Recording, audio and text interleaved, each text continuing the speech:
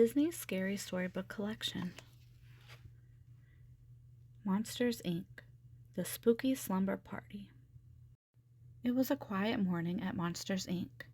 The new president, James P. Sullivan, also known as Sully, had gotten in early to catch up on his paperwork. Sully smiled as he reviewed the monthly laugh reports. A few months earlier, the company had gone through a big change. Instead of using screams, they now converted children's laughs into energy. It made everyone, monsters and kids alike, a lot happier. Suddenly the phone rang. "Hello," said Sully. "It's dispatch," said the voice at the other end of the line. "Annual slumber party at little Shannon Brown's house. Waxford is out sick. We need a replacement." "I'll get right on it," said Sully. Lots of kids means lots of laughs, thought Sully. He wanted to make sure he had his best monster on the case. Sully didn't have to think about it for long. What better monster for the job than his one-eyed pal Mike Wazowski? Mike was the top laugh collector at Monsters, Inc., and Sully knew his best friend would be perfect for the job. Mike was in the locker room getting ready for work. He had just finished putting in his contact lens, which was the size of a pizza, when Sully walked in. Sully explained the situation to Mike. "I'm your man," said Mike. "Great," said Sully, whistling. He went back to his office to finish his laugh reports.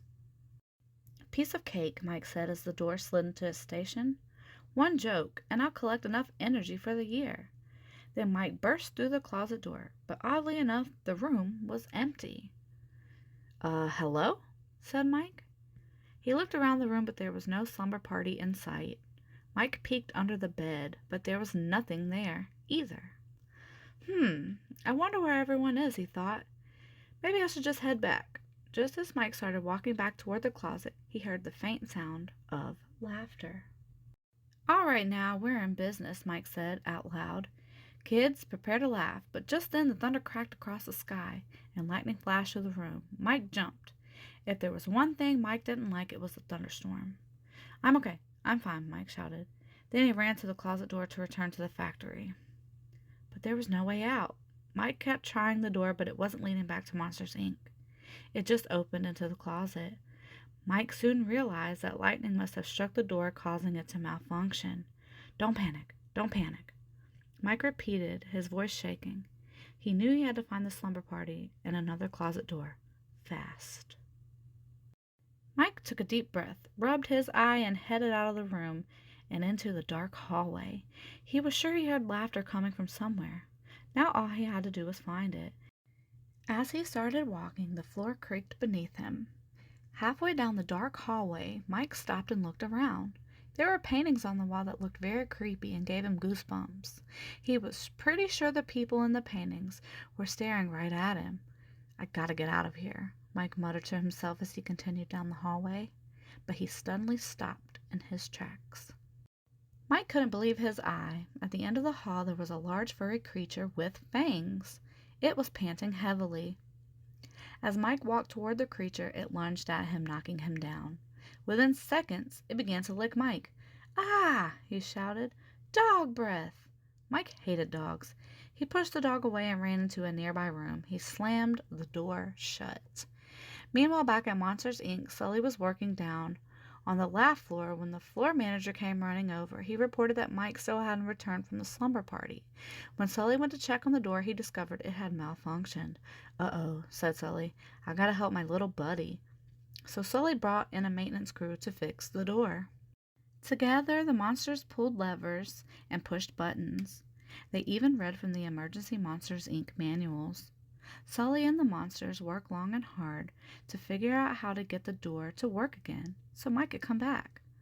Finally, they got it operating again. Back in the house, Mike squealed as he tripped on a yellow rubber ducky and went rolling across the floor. When he came to a stop, Mike heard a lot of loud chuckles and giggles coming from down the hall.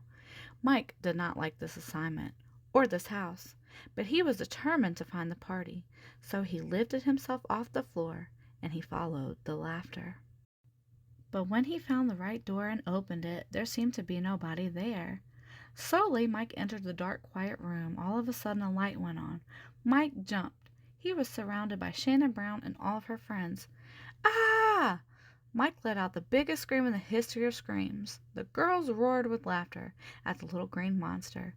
At that exact moment, the door burst open, and Sully came barging through. Sully was so surprised to find Mike screaming that all he could do was let out an equally big scream. Then Mike jumped right into Sully's arms. All the girls at the slumber party laughed and laughed and laughed. A big blue monster with purple spots hugging a one-eyed little green monster was one of the funniest things they had ever seen. Mike and Sully caught their breath, then they each took a bow. "Looks as if our work here is done," Sully said. He and Mike headed through the closet door and back to the Monsters, Inc. laugh floor. They had filled so many canisters that Mike met his laugh quota for the entire week. "I wasn't scared for a second," said Mike, hoping Sully would believe him. "Me neither, buddy," Sully said, his big furry fingers crossed behind his back. "Me neither." The end.